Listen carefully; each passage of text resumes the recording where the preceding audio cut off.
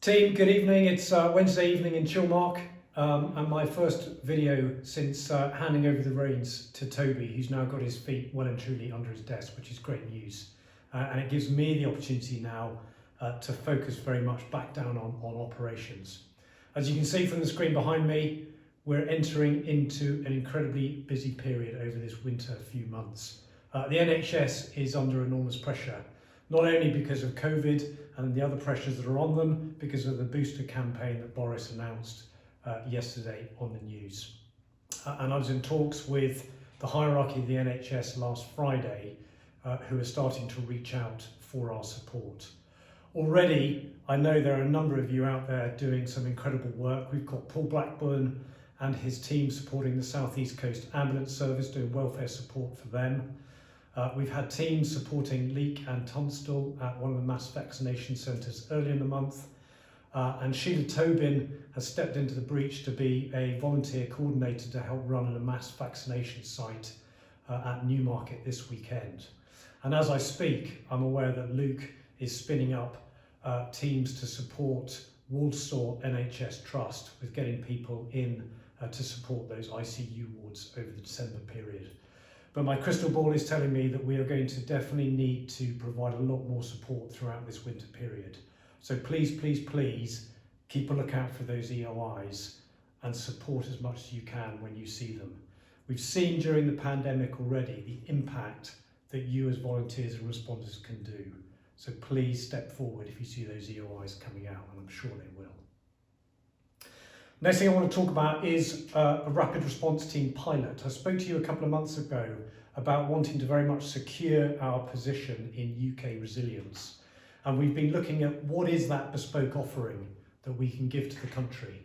And that, we believe, is regional rapid response teams that can mobilise a 4-person team within 6 hours to support a local resilience forum or a local authority with a crisis or emergency. Now, we need to prove that concept works. And Harry Starkey in the West Midlands has got us a great footing in with West Mercia LRF and Stafford LRF, who are keen to trial this pilot. So within the last 24 hours, I know Luke has put out an EOI to call people to step forward to take part in that pilot.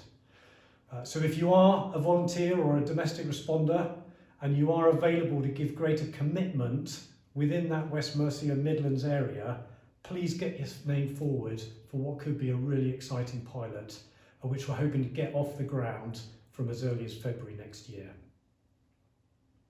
Training. You'll be keen to hear we are going to kickstart training in the new year. Nick Challis did a fabulous job in the last quarter in getting training restarted. We've taken a lull, but we're absolutely keen to get going again. And the plan is to run domestic responders courses at the end of January, February, and March. Those dates will get sent out soon. Please get your names down for them as soon as possible. I know there is high demand for them. So that's end of Feb, end of Jan, end of Feb, end of March.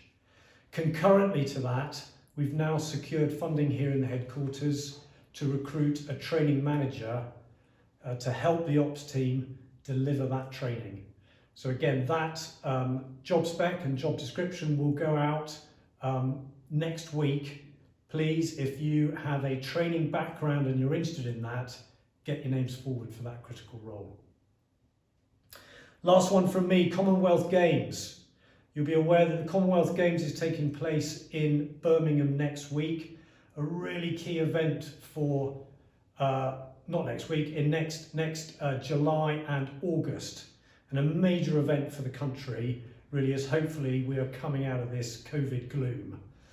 The Commonwealth Games have turned to us and asked that we provide 500 volunteers to support them as game makers for the period of that Games.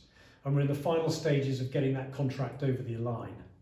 And for that, we need an absolute ninja black belt project manager to help the headquarters deliver that requirement of 500 volunteers and responders. So again, that opportunity is going out in the next week. And if you are a project manager that has done a similar type of activity before, get your name forward for that, because I'm keen to get that person recruited as quickly as possible in January so they can start supporting the headquarters.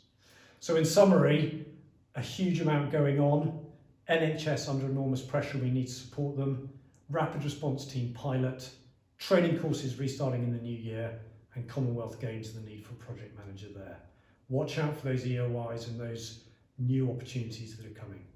Thank you.